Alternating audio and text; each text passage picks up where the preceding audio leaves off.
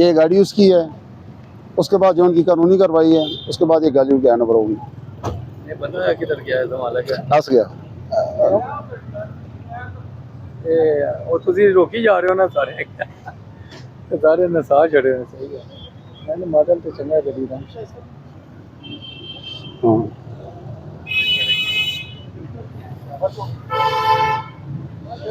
असल खुली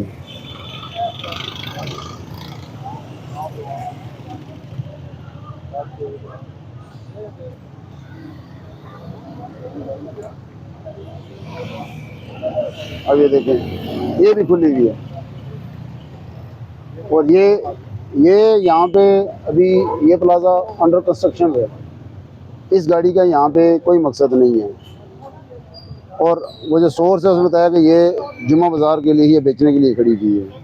ये दोनों भी जो है ना, शायद हमें आगे पीछे से कि दूर से देख रहे हो, जब गाड़ी लिफ्ट होगी तो इंशाल्लाह उम्मीद है ये आ जाएगी।